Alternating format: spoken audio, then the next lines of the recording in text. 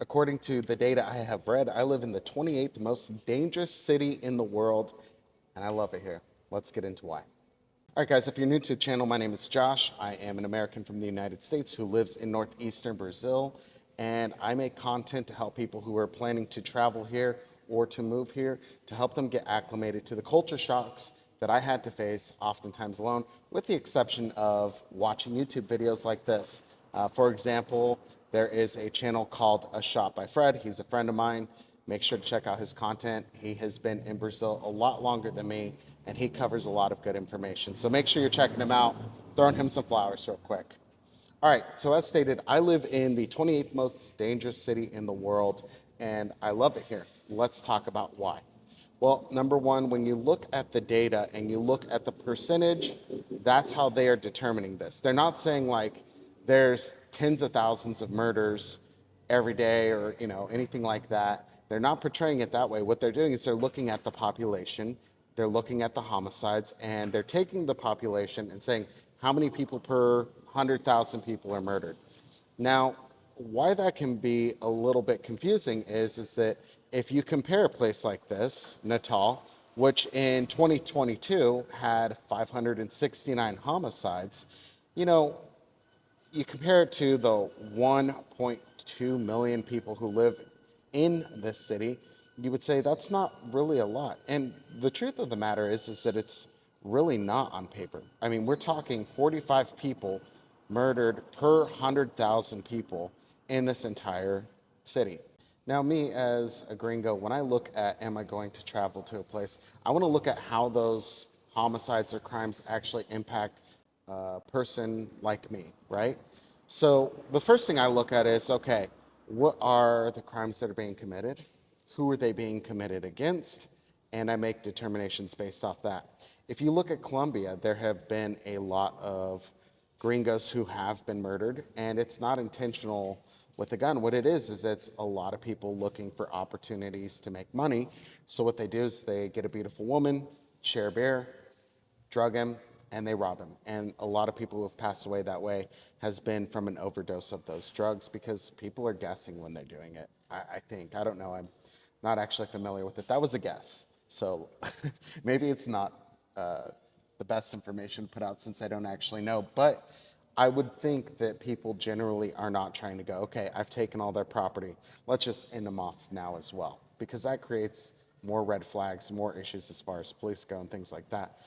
So I look at that and I say, okay, for me, I would prefer to be here because there's not those crimes against tourists from outside of Brazil happening here on a large scale. As a matter of fact, if you look at Ponta Negra, which is a target for a lot of people, not target, that's the wrong word. It's a place where a lot of people like to visit that are from France, Italy, and generally mostly people from Brazil. They like to go and vacation there. Same thing with Pipa. If you look at the crimes that are being committed there, there's really not a lot. And Ponta Negra here in Natal has done a really good job of making sure that there's a heavy police presence on the beach and the tourist sections. So in that sense, you're generally safe. So those are things I look at. Another thing I look at when I'm trying to make a determination is who's being impacted by these crimes. And we did recently have a person who was unalived here in my community. And the scenario with that, and I won't get too much into it out of respect for the family, is a brother-in-law killed his brother-in-law, right? So a lot of the crimes that are actually happening here are interfamily. Things like brother-in-law, things like that. And also a big problem that is here in Brazil, and this is not to blanket anybody because most Brazilians that you meet are going to be phenomenal, the best people you meet. Truly my favorite people are Brazilians in the entire world. But there are certain people that have this culture that they're trying to get rid of here in Brazil, which is an ownership type feeling. There's guys just like anywhere in the world. In the United States, there's guys who commit domestic violence against women and have the mentality of, if I can't have you, no one can. And there seems to be a lot of crimes like that here, where it's, I'm not going to let you be with somebody else. You've been with me since you were 14 and I was 15 years old. Now you're 24 and you want to leave me? Well, if I can't have you, no one can. And crimes are committed domestically in that sense. So that makes up a lot of the crime here. So when I look at these things, that's how I make my determination. Again, when you look at the number, again, out of 100,000 people, 45 on average in 2022 were killed out of 100,000. When you take those scenarios and look at those equations and say, what makes this up? You start to realize that this city, although number 28, is in fact very safe. So I love it here. I love the people here. I am planning to buy a house here eventually. But yeah, this is a great place. I would argue that you are safer here in Natal than you are in Rio de Janeiro, and definitely safer than you are in Sao Paulo.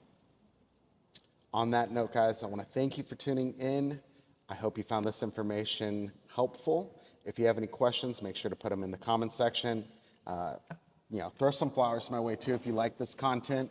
Let me know what you want me to talk about. If it's something that I am familiar with, I will absolutely speak about it. If not, I will redirect you to somebody who has the information that you're looking for.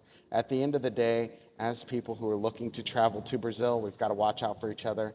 And that's what this content's really about. It's preparing you to come here, preparing you to where you're welcome, because we are awkward, and we really need to have that conversation too.